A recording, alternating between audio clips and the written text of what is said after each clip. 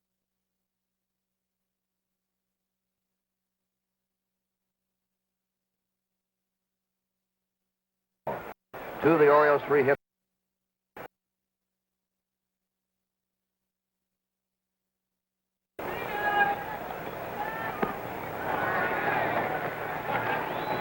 Three and 2 to Johnson. Off the corner. On deck is Mark Bo.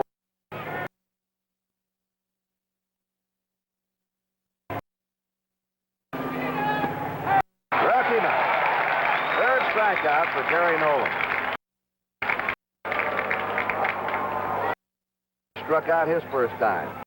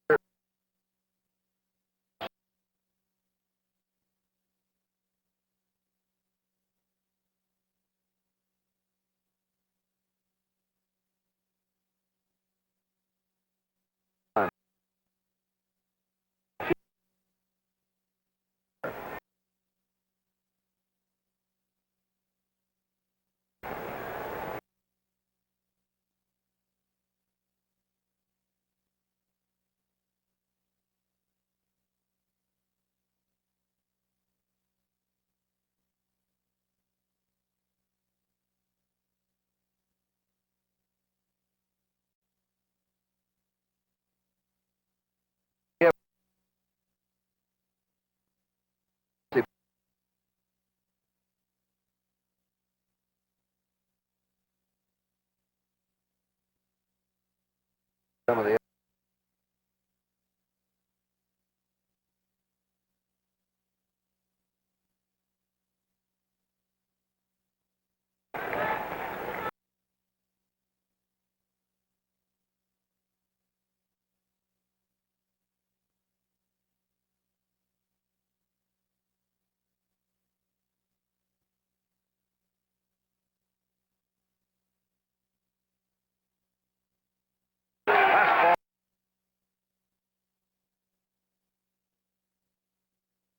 fourth strikeout.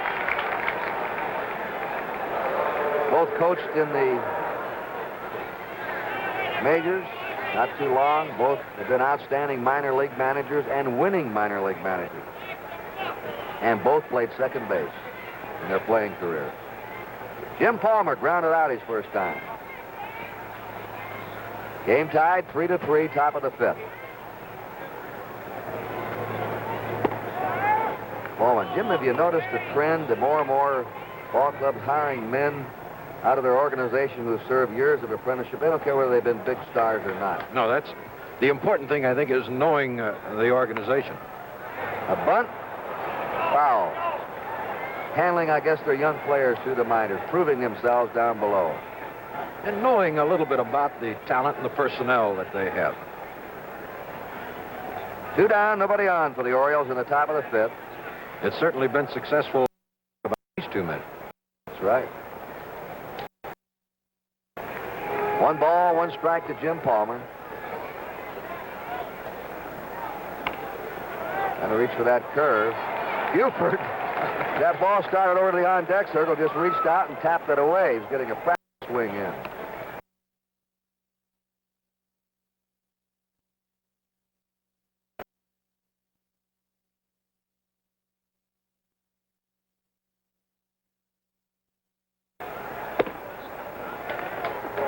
The outside pitch makes the count 2-2.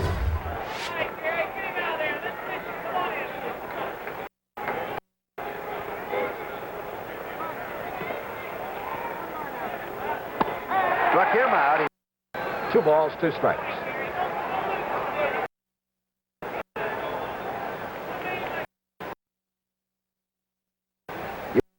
Times why the players continually rake dirt around.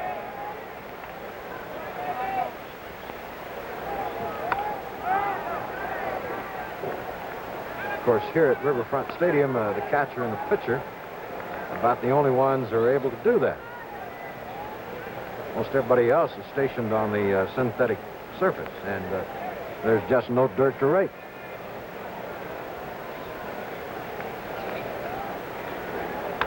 Right over Nolan's ear. Buford is on with his first hit, the Orioles' 4th, and we're even in the hit column now, 4 each. And we've got one of the 2 top base runners now.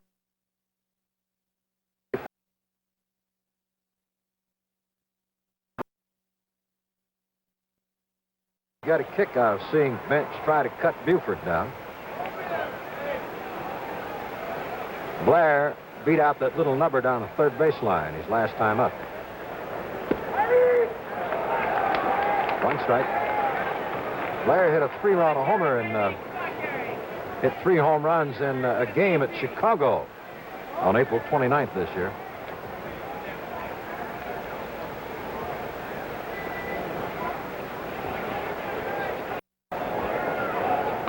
Buck try, popped up, and Bench couldn't quite get there. 2 strikes now to Blair.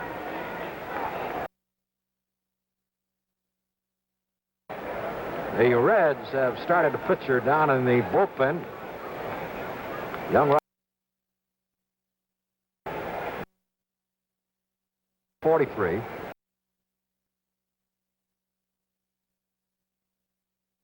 Just 20 years old. Another good young pitcher. 2 strikes to Blair. Struck him. That's 6 strikeouts for Gary Nolan. 1 down, 1 on. 6th inning, score tied 3-3. And Big Boog Powell comes strolling out of there. Nolan has to take a deep breath.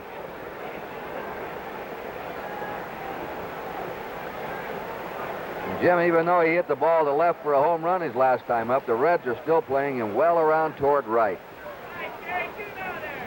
They have to jam him with the fastball, get it inside. Off speed and away. 1 ball, no strikes. Boog was selected the most valuable player on the Orioles by the press, radio, and TV personnel who cover the club in each of the last 2 seasons.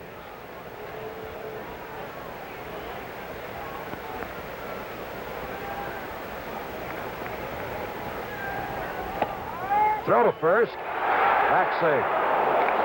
Buford had to come in, diving, hand outstretched. One thing about Johnny Bench, he'll throw anytime, anywhere, to any base in an effort to pick off a runner. He doesn't hold anything back. Touted as perhaps the greatest arm in many, many years. Great young catcher. 2-0 pitch. Lee May, short hop. Out of second, back to first. Hitting the back double play. That's 3-6-3, and the Orioles are out in the 6th inning. So at the middle of the 6th, it's the Reds 3, and there's another look at that double play. Well, this is the old baseball cliche, the double play the hard way, first to short and back to first, and the Reds have just pulled it off. Now in the middle of the 6th inning, the Reds 3 and the Orioles 3. If you didn't get the perfect present this holiday season, Burley picks the perfect game. it's not too late for an extra special present. The Twins have won the Central. Don't miss MLB 2009 Games of the Year Countdown, Thursday at 9 Eastern, only on MLB Network. Giving the right gift is easy. Just follow these simple steps. First, pick up a bottle of Jack Daniel's Tennessee whiskey. Now, the size you choose depends on who it's for. Say, your boss, a friend, or a brother. Secondly, get some wrapping paper and ribbon. It's kind of like wrapping a tennis racket. They're going to know what it is, but that's part of the charm. Lastly, and most important, step 3. Be there when they open it.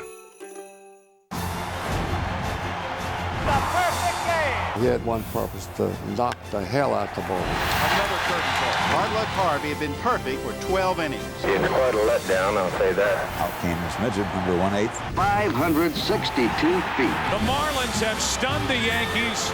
Bob Costas remembers baseball's most unforgettable, unexpected, and amazing moments. MLB Network remembers Tuesday at 8.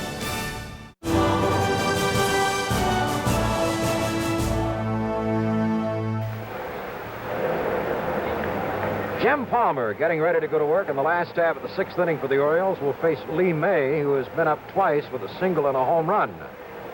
Trainer working on one of the Oriole players in the dugout. He's obscured from our view.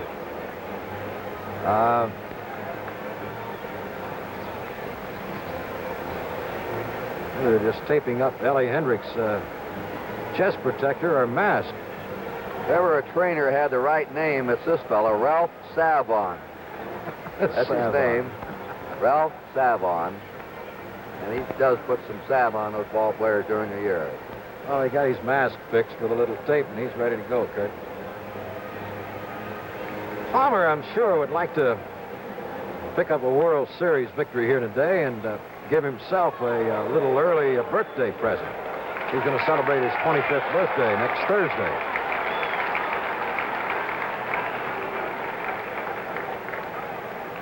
Big Lee May.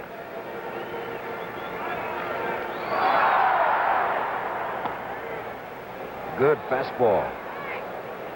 Palmer has been more consistent with his fastball than he has his breaking stuff, although he's coming around with both of them. A little low with an off-speed delivery.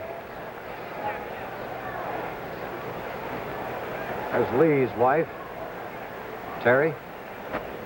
That is foul.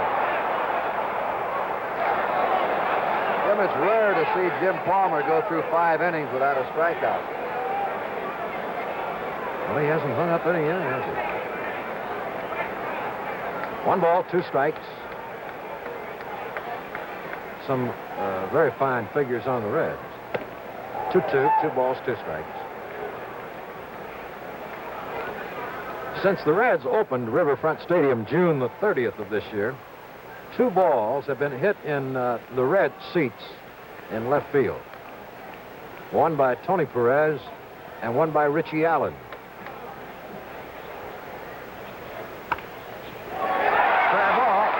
Play by Robinson. Look at that. Oh, great day in the morning. What a play. Well, he does it in big games. Watch this play. 33-year-old Brooke Robinson. Going to his right for this one. He goes better to his left than the right, but how can you beat this? And getting a ball away off balance and still there, even though on a bounce. Just a remarkable play. That's one of the best plays you'll ever see a third baseman make in a World Series game. And he made some great ones last year against the Mets and also against the Dodgers in '66. Oh, boy, what a play. Ball 1 high to Carbo.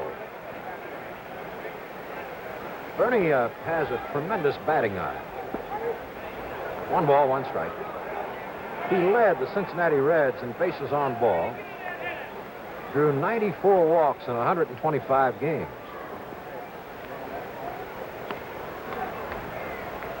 He led minor leagues twice in bases on balls. Made the club in spring training. 3 balls, 1 strike. 1 out, none on. 6th inning, Reds batting, 3-3 tie.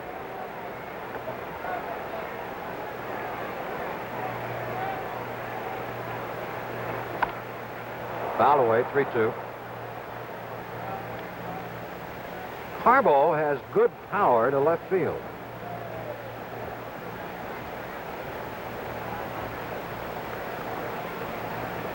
Just celebrated his 23rd birthday last month. Ball 4. That's the 3rd walk given up by Jim Palmer. It comes with 1 out in the 6th inning. And Tommy Helms to the plate. Helms is one batter in the Reds lineup that Sparky Anderson likes to hit and run with. He can go to right field. His only home run was hit here in Riverfront Stadium this year. Hit and run, and it's in the center. Carbo for third base. First pitch. Hit and run, Helms singles to center, Carbo to third. 5 hits for the Reds off Palmer. Sparky is getting a little excited and indicating that he will send up the pinch batter for Woody Woodward, looks like. Ty Klein is getting a bat and is going to come up.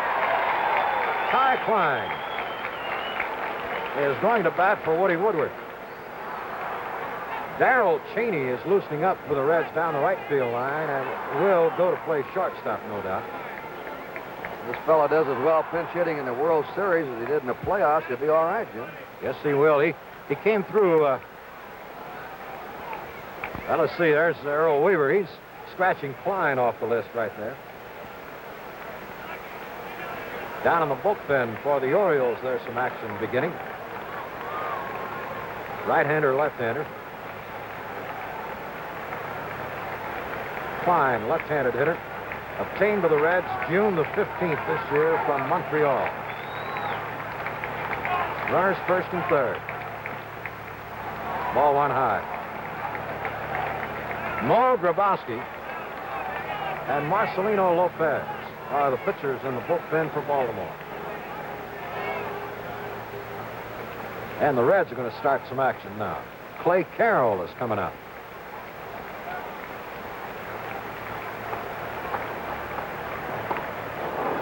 Good fastball. 1 ball, 1 strike.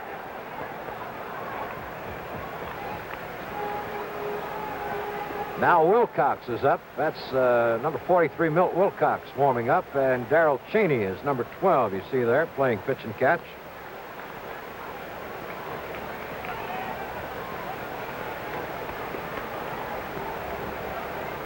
One ball, 1 strike to Ty Klein, 1 out. Carbo at third, Helms at first.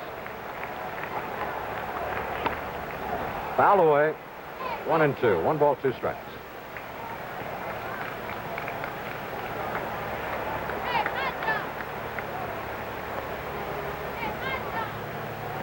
Gary Nolan is kneeling in the on-deck circle for the Cincinnati Reds, but don't be surprised if he's taken down. There's Gary. 1 ball, 2 strikes.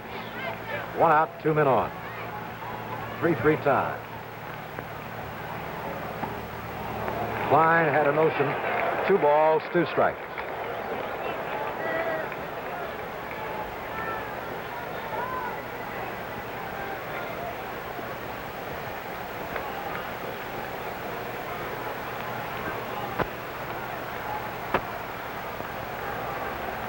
Slow curve. Trouble. Ellie Hendricks. Oh, and the umpire went down, and Carbo is arguing. Sparky Anderson will come out and put in his 2 cents.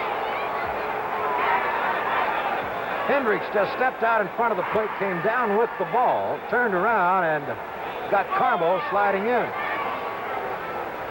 Very unusual play. Watch this ball bounce and hang in fair territory right up above the plate.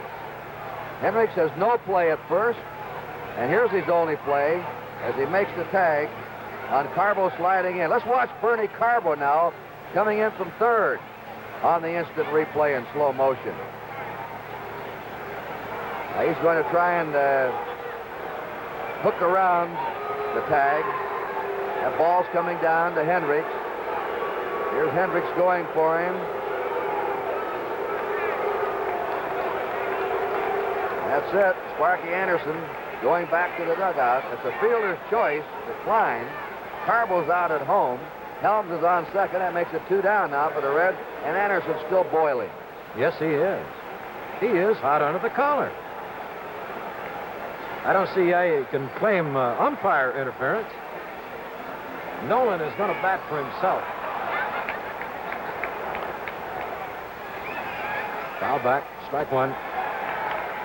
He did have to slide out to his right with the umpire there. I think that might have been why Sparky was a little bit put out. Nolan. Strike 2. 2 out, 2 on. Last half of the 6th inning. Game 1, 1970 World Series. The Reds and the Orioles in a flat-footed tie. 3-3. Paul Blair. In and over. And that ends it. In the 6th inning for the Reds, no runs. 1 hit, 2 runners left on. And the score at the end of the 6th inning is the Reds 3 and the Orioles 3. Klein was the hitter, and he bounced the ball high in the air, and I had to position myself to call the ball fair or foul.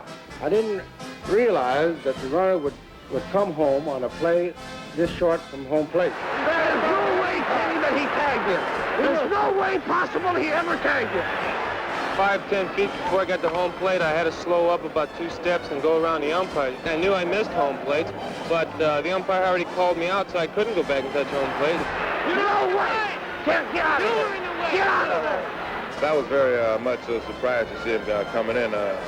I know I had him, if the umpire hadn't been in the way, he had to make a fair call. Somebody had to make it, and I think he was the only one that could have made it at the time. No way you can even see the play. Daddy, I said he tagged him. How could you see if he tagged him, Kenny, when you were knocked out? My position was bad, but I was caught unexpected. And that's the way it happened, and that's the only thing I could do. Now, Daddy, that's it. The pictures won't show that, I promise you that. Well, hello there, Santa. Don't you look handsome? Oh, Merry Christmas to you. Mom says if you're not ready in 5 minutes, we're leaving.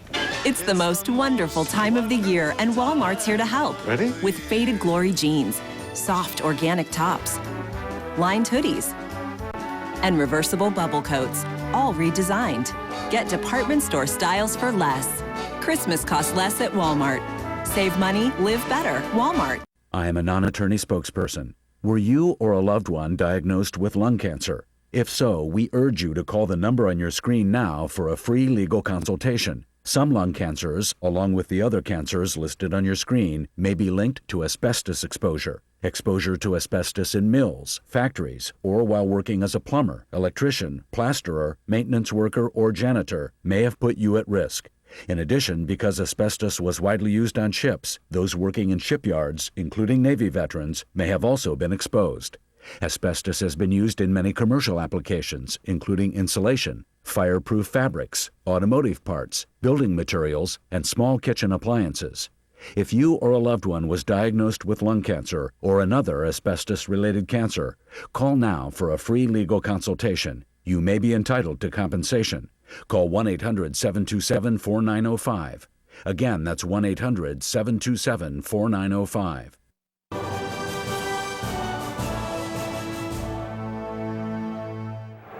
Now, before the Orioles bat in the 7th inning, let's go to Tony Kubek. With me, the editor and publisher of the Sporting News, one of the most knowledgeable men in baseball, Mr. J. Johnson Spink. Mr. Spink, you had a good view at that last play. What'd you call it? Well, I thought that the umpire obstructed the slide into home plate, and I think that's what Adams. I don't think he was arguing about whether it was safe or out. I think that he felt that the umpire obstructed his path. A quick expert opinion on the outcome of this series. Well, I think I'll have to go with Baltimore in their pitching. Mr. Spink, thank you. Let's go back to the booth. Frank Robinson will lead off for Baltimore in the 7th inning. Darrell Cheney is the new shortstop for the Reds. Fair or foul?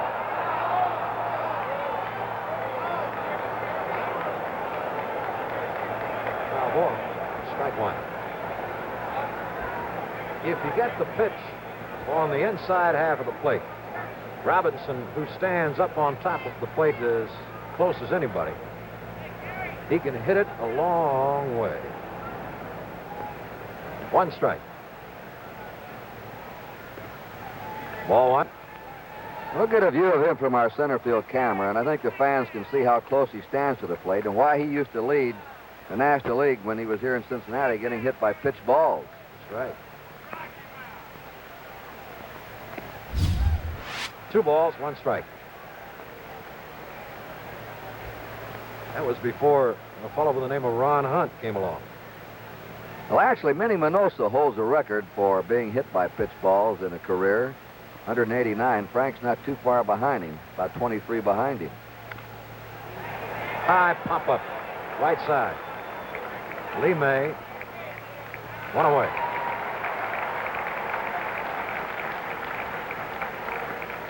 Here's Brooks Robinson. What a play. What a terrific play he made on that ground ball at third base on Lee May. Major League and World Series kind of play. Good fastball. Robinson none for 2. Twice he's bounced out to Perez at third base.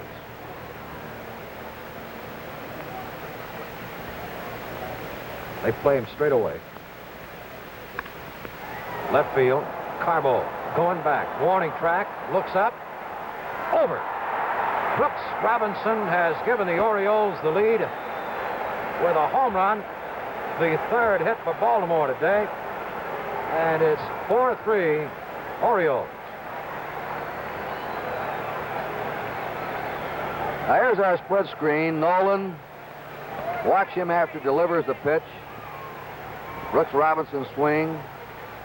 Not a big home run hitter, but he'll cash in his share. Nolan watching that ball sail out.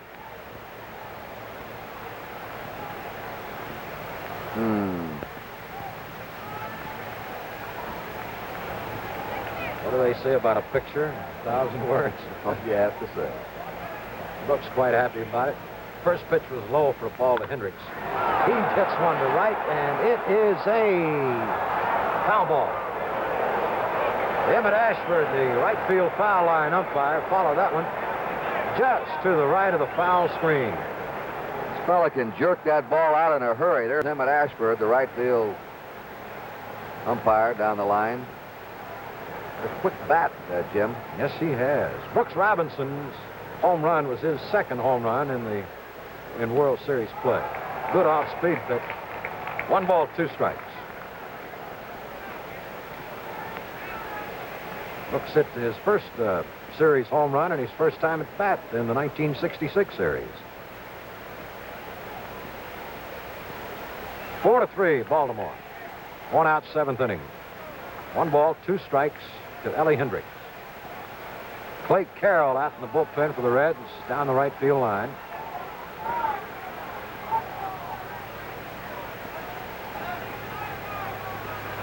Hendricks taking a little time getting set in the batter's box.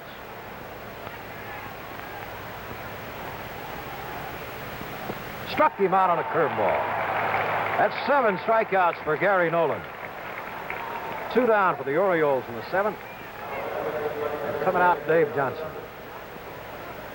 Gary has made 3 mistakes today, and they've cost him.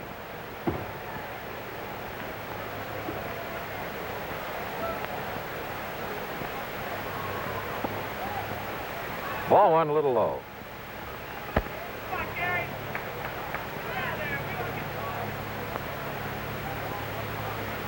Johnson, a very steady ball player. Strike at the knees. 1 ball, 1 strike. The shadow of the grandstand has not reached the playing area yet, except in right field. Change up. 2 balls, 1 strike.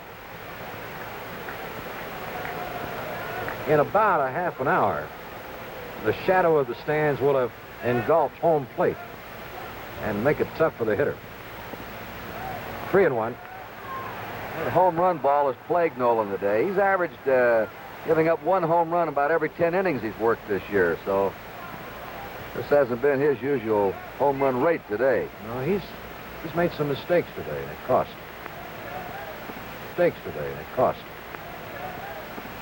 Ball 4. That's the first base on balls off Nolan, and it may be an indication that he's getting a little tired.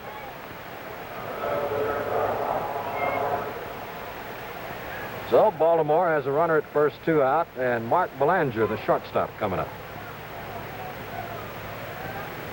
He only hit .217 for the season, but from the All-Star break on, he found the range and began to hit much better. He's none for 2 today. He's been a strikeout victim twice, once swinging and once called. Toss to first. Time had been called by the first base umpire. Just as Nolan let go of the ball, John Flaherty called time, and Sparky Anderson is headed for the mound, and he's going to bring in Clay Carroll. So he evidently decided that Gary was also getting tired when he gave up that first walk, and he brings on Clay Carroll from the bullpen. Clay Carroll's first pitch is inside to Mark Belanger, ball 1. Clay won 9, lost 4 on the season, and there's his earned run average, 2.60. From Clanton, Alabama, Clay Carroll. Foul back. 1-1. The ball players tell you that when Clay Carroll is throwing good and throwing hard, that everything he throws moves. Great stuff. 2 out. Johnson at first. Belanger fouls it out of play. 1 ball, 2 strikes. This is Clay Carroll's 7th year in the National League. He was with Milwaukee and the Atlanta Braves before coming to the Reds, along with Tony Cloninger and Woody Woodward in that trade for Milt Pappas, Teddy Davidson, and Bob Johnson in 1968. Appeared in 65 games for the Reds this year. Ball 2, 2-2. Clay was quite a reliever in 1966. He appeared in 73 games, which was tops in the league that year. 2 balls, 2 strikes, pitch foul back. Last year, Clay was in 71 games. Carroll pitched the 10th inning last Sunday against the Pirates in the championship series and set them down 1-2-3. Pop foul, back of third, and out of play. Brooks Robinson's home run in this inning has given the Baltimore Orioles a 4-3 lead. 7th inning at Riverfront Stadium in Cincinnati. Scene of Game 2 here tomorrow. Monday will be a travel day, and the series resumes in Baltimore next Tuesday.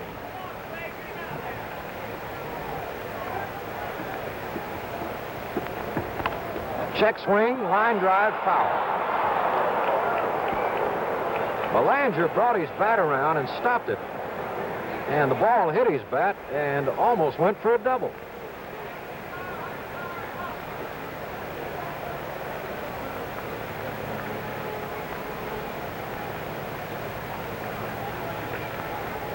Gary Nolan, who just went out of the game, worked the first 6 2/3 innings.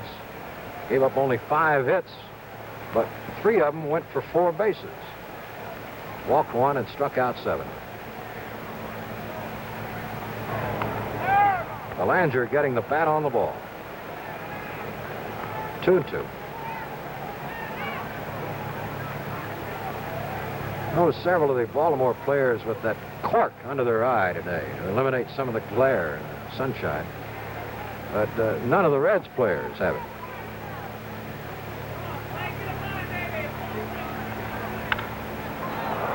Base hit, right field. That's Rose.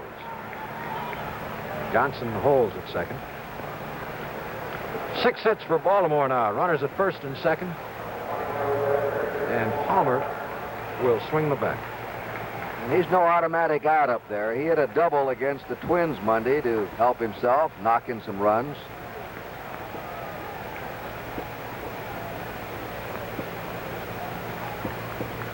Jim Palmer.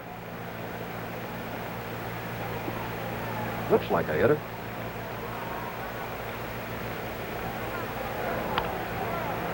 Foul back, strike 1.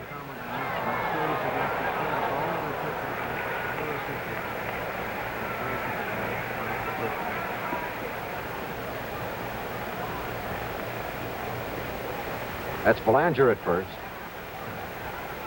Behind Clay Carroll, Davy Johnson.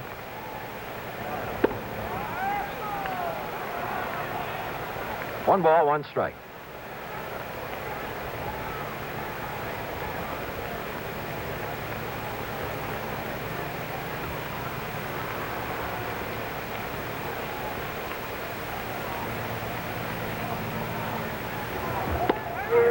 Good off-speed breaking ball. 1 ball, 2 strikes.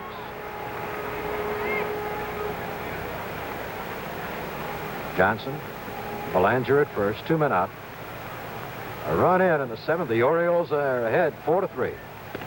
Strike 3 call. Baltimore is down in the 7th, scoring 1 run with 2 hits, left 2 men on.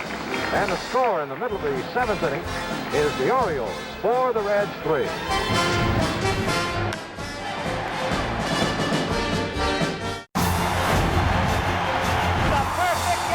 He had one purpose, to knock the hell out the ball. Another curtain call. Hard Luck Harvey had been perfect for 12 innings. It's quite a letdown, I'll say that. Out came this midget, number 1/8. 562 feet. The Marlins have stunned the Yankees. Bob Costas remembers baseball's most unforgettable, unexpected, and amazing moments. MLB Network remembers Tuesday at 8. Gillespie never gives up, even if it's an 0-2 count. The big man taught me to be patient and wait for the right pitch. It's perseverance that's going to make Gillespie a household name. Howard calls it perseverance. Me, I think it's more of a gift. Major League Baseball supports the Boys and Girls Clubs of America. Here, kids learn values like perseverance. I think Howard's a promising player. He just needs a little coaching. Major League Baseball and the Boys and Girls Clubs of America. Together, we create a positive place for kids. Fact, it's got more beef than a fried McDonald's double cheeseburger. We think it's got more taste, too, but that's more like an opinion. The quarter-pound double cheeseburger, bigger than McDonald's and now just $1, only at Burger King.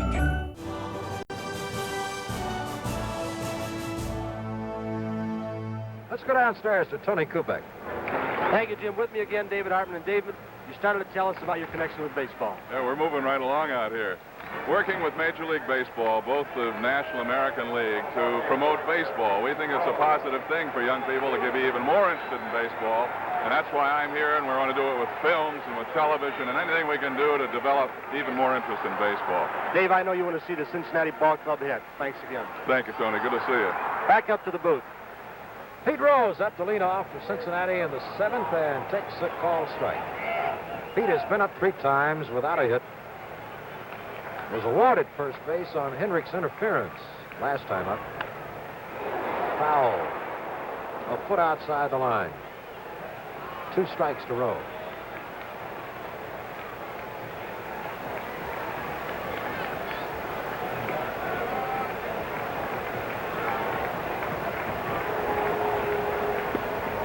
Just off the plate.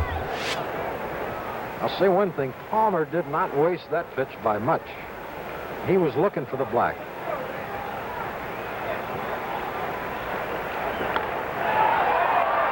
Right center should be easy. Robinson or Blair, both there. Blair. 1 out. That was a good changeup pitch by Palmer. Took just a little off, and that's the pitch he's come up with. It has helped him to even make his fastball look better. Bobby Tolan has been on 2 runs for the Reds here today. Doubled and scored in the first, walked and scored in the third. Season figures for him. And a vicious cut and a good fastball.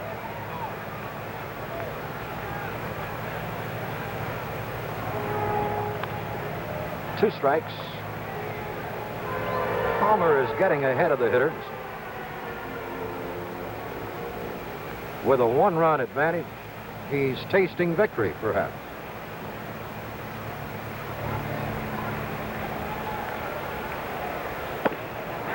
Did he?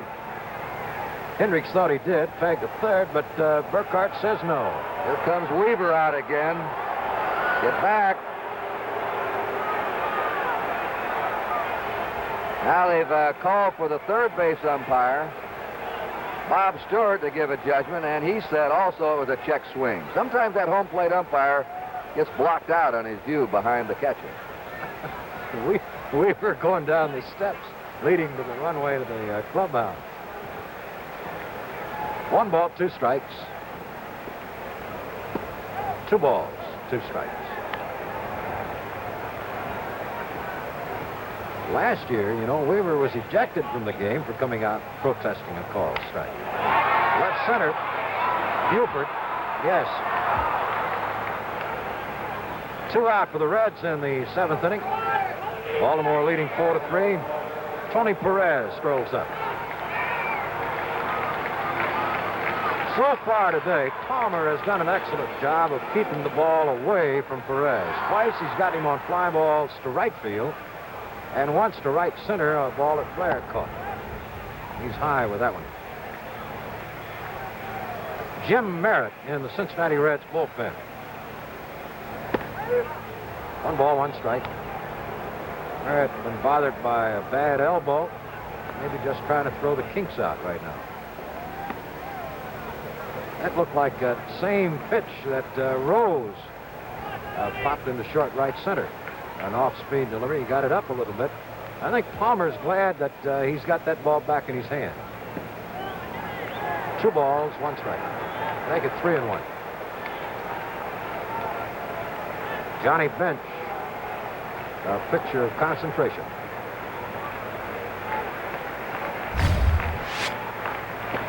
Ball 4. That's the 4th walk given up by Palmer.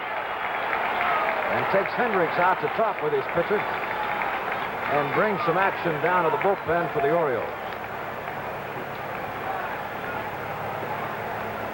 Pete Rickert, number 24, left-hander. And Dick Hall, is a right-hander, is going to join him.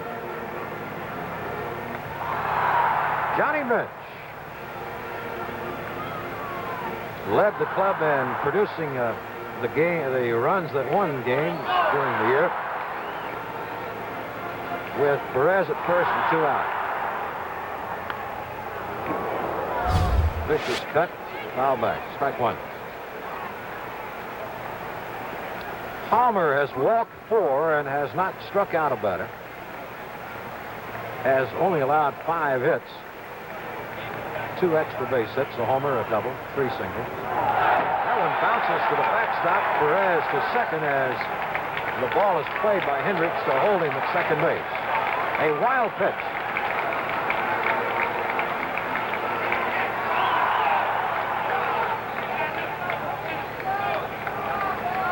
And a Hall on the left, number 29. Rickert on the right, throw a little harder. 1-1 the count to Johnny Bench with 2 out. Perez now at second base. 4-3, Orioles leading 7th inning. Ball 2.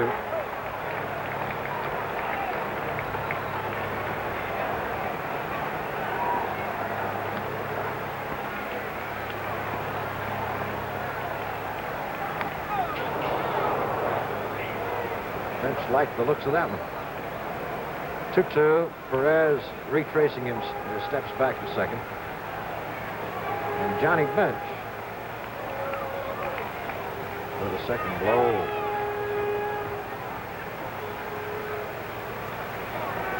He's had 1 hit and 3 times at bat today, a single.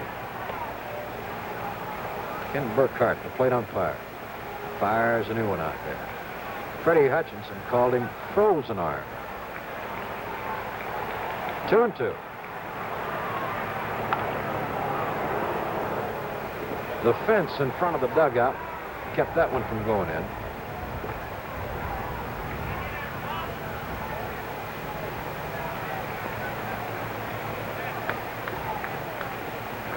Johnny Bench from Binger, Oklahoma. He's really put Binger on the map. Got a piece of it. 2 balls, 2 strikes, 2 out. Perez at second. 7th inning. Baltimore leading 4-3.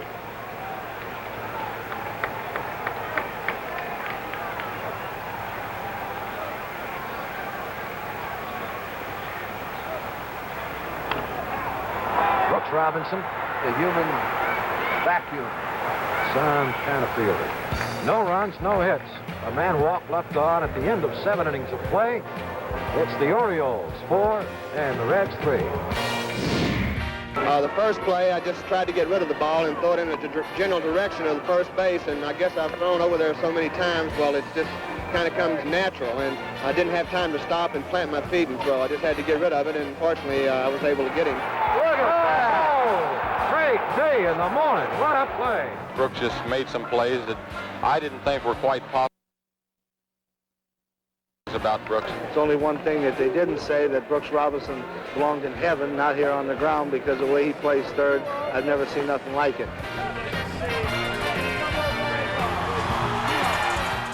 Monday on Prime 9, baseball's top all-time characters with names like Yogi, Manny, and the Spaceman.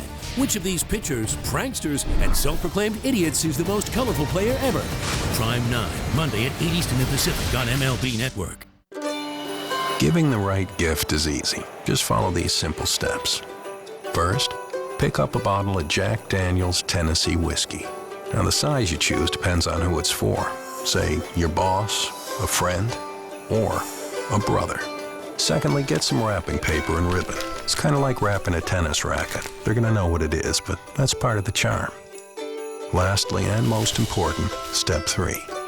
Be there when they open it. Thank you. Thank you. Thank you for giving me. For giving us. The chance to play. To learn. To grow. Thank you. Thank you. Thank you. Thank you for giving me the ability, the skills, The power. To grow up and be. whatever, anything, everything. I want to be. And everything I am today. RBI stands for Reviving Baseball in Inner Cities. But to its thousands of participants across the country, it's so much more than baseball. This is beyond opportunity. This is beyond baseball.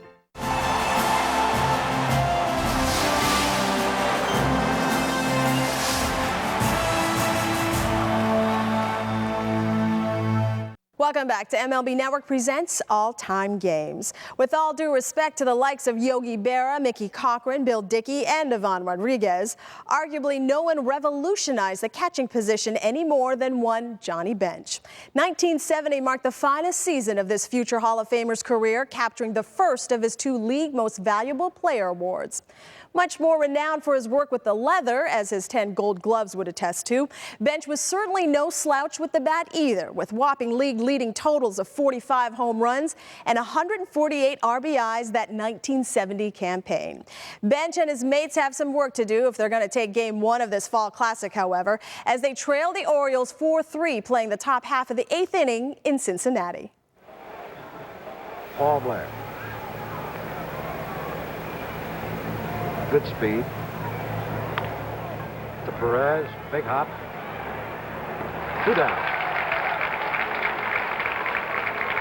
The way Clay Carroll looks, you can understand why the Cincinnati manager, Sparky Anderson, gives nothing away to Baltimore's pitching.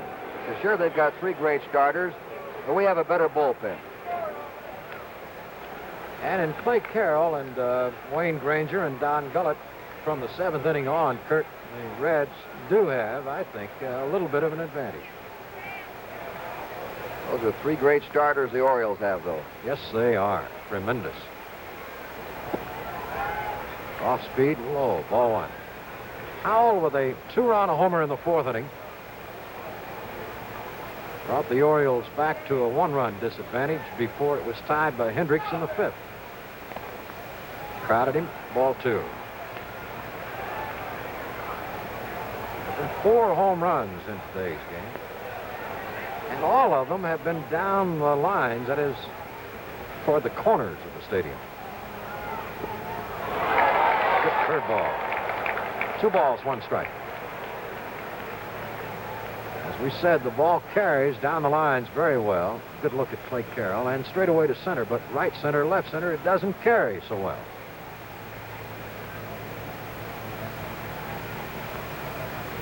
2-1. 3 balls, 1 strike. Jim, you mentioned 4 homers by the 2 clubs today. The World Series record for a game by 2 teams is 6. Well, with the power that the Orioles have coming up with Frank Robinson, Brooks Robinson, and Ellie Hendricks next, there's a strike. 3-2. And in the 8th inning for the Reds, May and Carbo. We may see some more here. Carroll with a big pitch, 3-2. Foul. Reds dugout.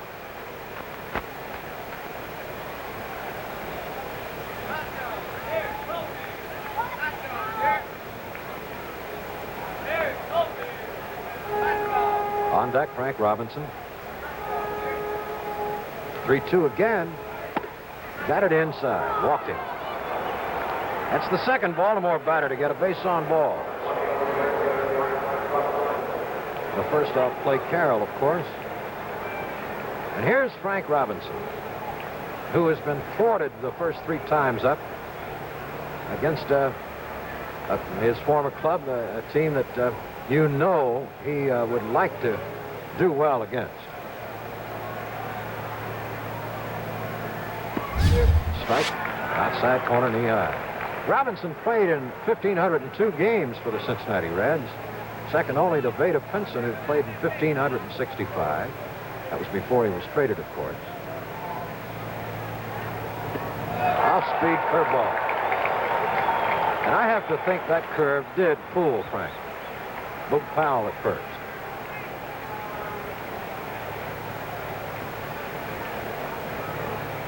Two strikes to him. And he is dangerous with 2 strikes. Don't make a mistake. Foul tip out of the mitt of Johnny Bench. Foul ball. Count stays, 2 strikes. There's a lesson in character and perseverance for all you young people looking in. Jay Mazzoni lost both hands in a fire when he was a little boy, and he's one of the top bat boys in the major leagues for the Orioles. Ball. 1 ball, 2 strikes.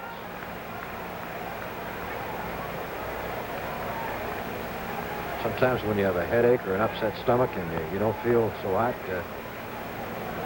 that's what you need to look at. Think about it.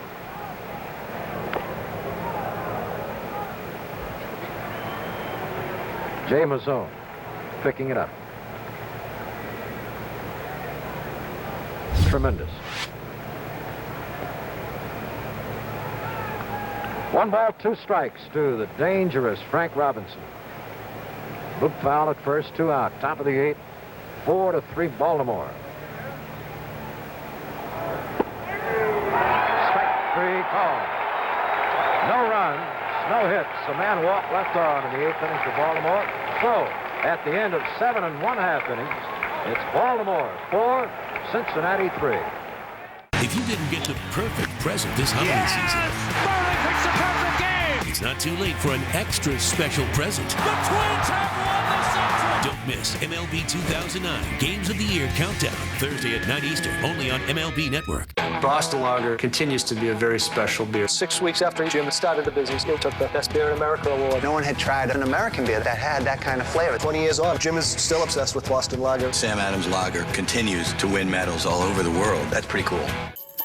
Let the baseball season last through the holiday season with gifts from the MLB.com shop. The MLB.com shop has the largest online selection of officially licensed Major League Baseball merchandise. Make your shopping easy this year. Shop online 24 hours a day, 7 days a week. Get the hottest gear this holiday season for every fan on your list. 'Tis the season. The baseball season. Give the gift of baseball from the MLB.com shop.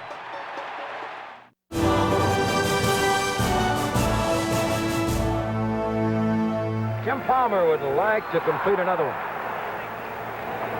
Lee May takes inside, ball 1. There's Mr. Frank Dale, the president of the Cincinnati Reds. Directly behind him, the man in the glasses, Bob Housen, the Reds general manager, is Chub Feeney, and National League President Emeritus, Mr. Warren Giles, all seated behind the Reds dugout. Down in the bullpen for Cincinnati, right-hander, left-hander. And in the Baltimore bullpen, right-hander, left-hander is May. Bounces one to Belanger at short. And is an easy out at first. 1 away for the Reds in the 8th inning. It's the first time May hasn't hit the ball hard today. Single in the first, hit a home run in the 3rd. Robbed of an extra base hit by Brooks Robinson in the 6th. Right, he's hit it hard. Bernie Carbo has walked twice and lined out to Robinson at 3rd base. Bernie has collected 2 of the 4 walks off Palmer. Jim had 17 complete games this year for the Orioles. He's 3rd in the league. Carbo fouls one back. Only with Mike Cuellar, who had 21, and Sam McDowell of Cleveland, who had 19, completed more starts than this fellow, Jim Palmer. There's a strike called. 0-2 to Carbo. Down in the bullpen for the Reds, a left-hander is Don Gullett, and Davey Concepcion is playing pitch and catch. That's caught by Robinson at 3rd again. Twice, Carbo has hit it right off the end of the bat and right to Robinson at third. What quick reflexes he has. A must for a major league third baseman. Tommy Helms with 1 for 3, a single in the 6th inning, which is, he fouls one back. The only hit that Palmer has given up since May's homer in the 3rd was Helms' single on hit and run in the 6th inning. So he settled down from the 3rd inning on, has just done a great job. Only 2 hits since the 1st inning, in fact. Time call. Helms stepped away from the plate just as Palmer was ready to let it go. 2 men are out in the last half of the 8th inning. Baltimore leads 4-3. Game 1, World Series, 1970. Left center. Both of them are there, and Flair makes the catch, and that retires the Reds in the 8th. Nothing across. So at the end of 8 innings, it's Baltimore 4, Cincinnati 3. You got to talk to one of those girls tonight. Okay, listen, Steve, you're an ex-bullfighter. Ben, you're a romance novel cover model. I'm a plastic surgeon who only does pro bono burn work. And Josh, there's only 3 girls, so just be yourself. Oh, doctor.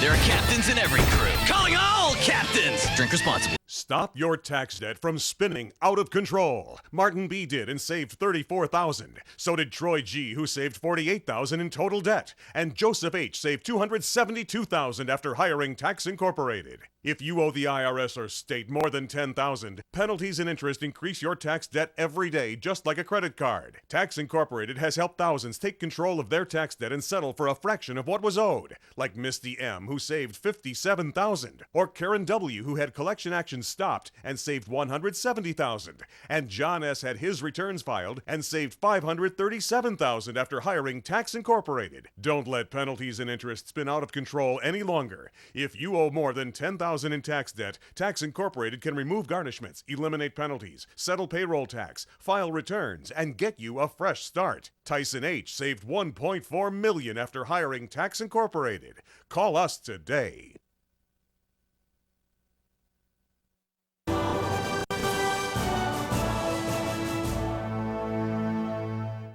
Now here's Tony Kubek.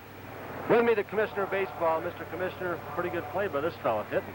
I tell you, it's as good a play at third base as I've ever seen. I didn't believe he could make it. It was a very key play because it's followed by 2 hits. Quite an exciting first game of the World Series. It's a terrific game. They're beautifully matched teams, and it's showing up just that way. Mr. Commissioner, thank you so much. Let's go back upstairs. Okay, Tony. The gentleman that the commissioner was talking about, Brooks Robinson, at the plate, fouls off the first pitch, strike 1. And he was voted by the Baltimore fans last year as the greatest player in the history of the Orioles. You can see why, the way he's performed today. Yes, sir, Kurt. A home run and some great plays at third base. Carroll misses, ball 1, 1 ball, 1 strike.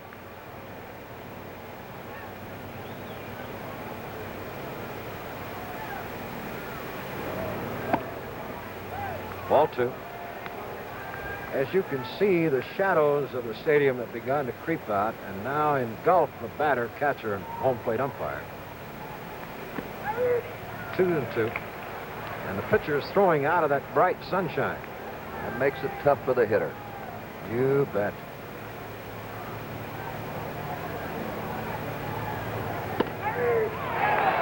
Three strikeouts for Clay Carroll as Robinson is caught looking. 1 out in the 9th inning. Ellie Hendricks, who hit a home run in the 5th inning that tied up the game. Pulled it down the right field line. Tall, angular, good power. Strike call. Looking ahead to the Reds' last of the 9th, Cheney, a switch hitter leading off, then the pitcher Carroll, and then Pete Rose. 1-1, 1 ball, 1 strike. I have to think Earl Weaver will have the bullpen warm. 2 strikes. And if Mr. Palmer needs any help at all, he can get all he needs. 1-2. Broke it in the dirt, a bouncer. Not too many hits, only 11 in the game, 6 for the Orioles, 5 for the Reds, but they have been exciting hits. Stuck him out. Clay Carroll getting his 4th strikeout. 2 away, and Davy Johnson. Nice play. Clinton, Alabama, hometown. Now lives in Bradenton, Florida. Jim, 11 Orioles have struck out. They're still leading. That's right. Funny game sometimes. Johnson takes a fall strike. Say one thing for Clay Carroll, except for Boog Powell, on whom he worked, a little fine. He's pitched great baseball. There's a ball in the dirt. He's been throwing strikes, I got to say that. Nolan struck out 7. Carroll has 4 strikeouts. Each Cincinnati pitcher walked 1 man. A little high, ball 2. Follow that odd pattern you were talking about. Not a Cincinnati batter has struck out. Isn't it funny? Palmer has been a real good strikeout artist. That's out of play down the right field line. 2 balls, 2 strikes.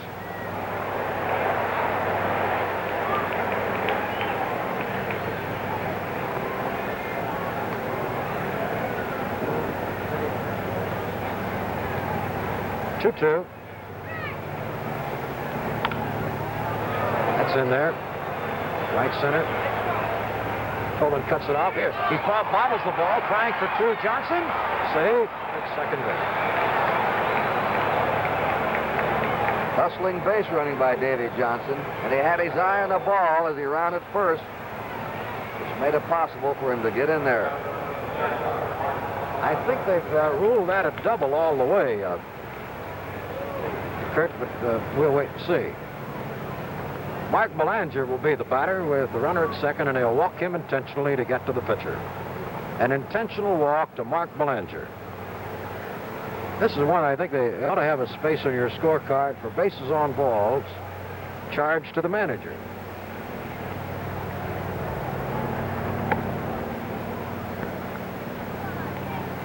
Still no ruling that could be a hit and an error.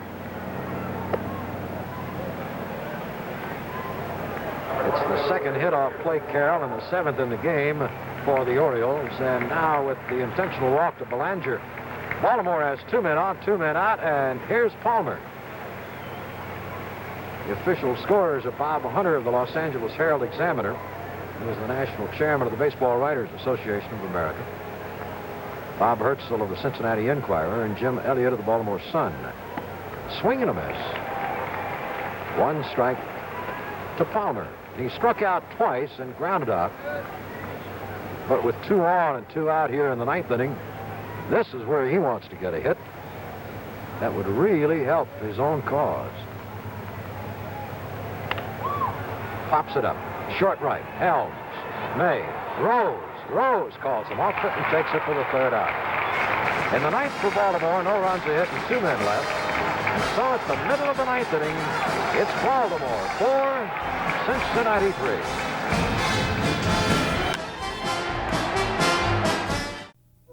Sports are great for a kid's body. Steroids aren't. They can ruin tendons in legs and arms. Steroids can stunt bone growth and increase the chances of liver cancer, heart attack, and stroke. Steroids don't make great athletes. They destroy them. Talk to your kids. Need help? Get help.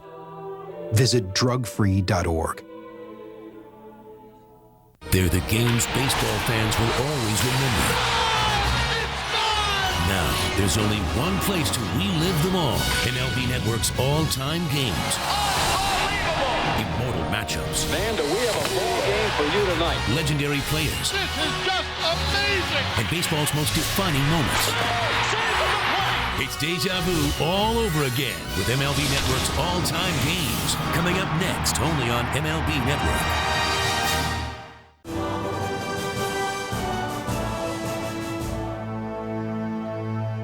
Jim Stewart will pinch hit. He'll be batting left. Angel Bravo, another left-hander, has come out on deck to hit for Carroll. And then Pete Rose, and here's Jim Palmer, the last of the night. First pitch is cut on, missed by Stu. Jimmy, a switch hitter, was the leading pinch hitter for the Cincinnati Reds in 1970.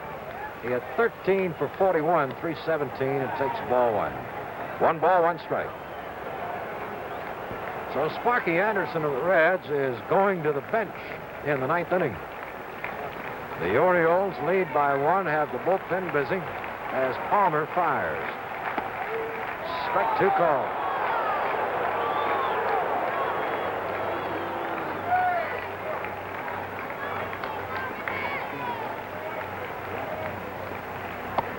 Watt and Rickert are in the bullpen for Baltimore. Watt a right-hander, Rickert a left-hander. That's Watt on the left and Rickert on your right. 2-2 pitch. Foul away. Palmer, after he settled down following that rocky beginning in the first inning, has been some kind of pitcher.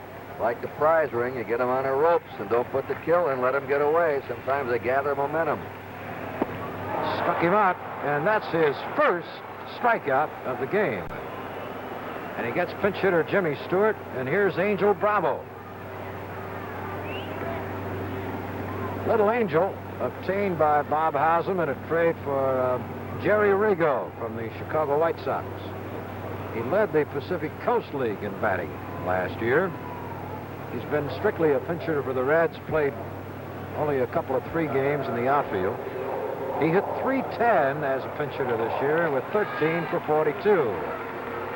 They'll swing around toward left and play him to punch the ball. He's a little punch and Judy hitter. And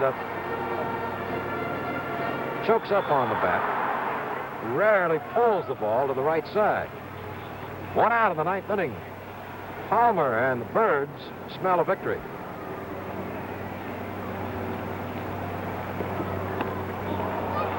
Good, high, hard one. You can see in these last 2 innings, that ball coming out of that bright sun into the shadows, they don't seem to be picking up the ball as they did earlier in the game, the hitters. That's a little bit high. 1 ball, 1 strike. Now Bravo wants the pine tar rag. Well, I don't know how this one's going to come out, Jim. It's not over yet, but the Orioles set an American League record this past year in winning 1-run games. They won 40 and lost only 15. They've been tough in these close ones. Yes, sir. The Reds were 28-15 in 1-run decisions.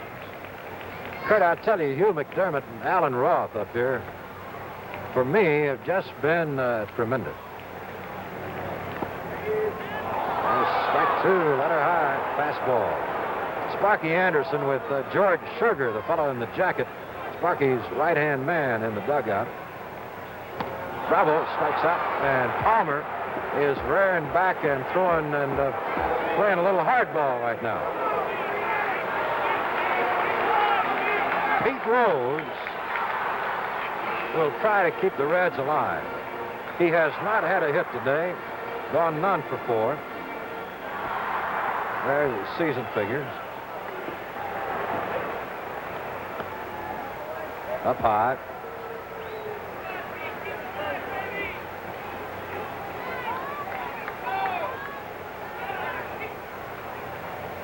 $51,531 on hand for the first game. 2-0. 2 balls, no strikes. The Reds have Don Gullett throwing again down the right field line, and the Oriole bullpen stays alive. Rickert and Eddie Watt. Watt and Rickert. They're loose. They watch the game. 3-0 to Pete Rose. Next would be Bobby Tolan.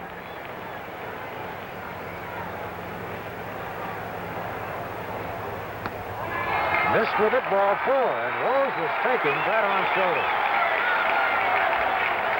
That's the 5th walk, and here's Earl Weaver bouncing out of the Oriole dugout, headed for the mound. 5 walks off Jim Palmer. Now, you have to know Palmer wants to finish this game, and I think Weaver would like to see him finish, but 1-run lead, he's going to bring in his left-hander from the bullpen.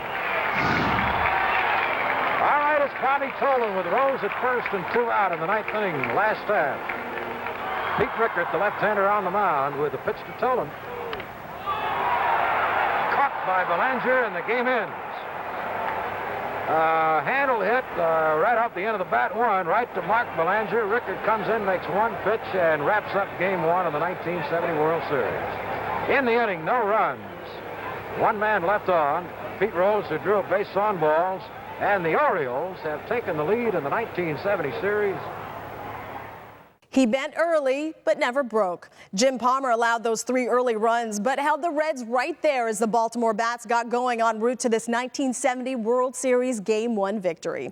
Nobody in the history of the sport at his position stockpiled more Gold Gloves than third baseman Brooks Robinson's 16. But it was his 7th inning jolt over the left field wall that ultimately provided the difference in this one. The Orioles took another 1-run decision a night later in Game 2. And never looked back from there in taking the title in 5 games. Thanks for watching this latest edition of MLB Network Presents All Time Games. I'm Hazel May. We'll see you next time.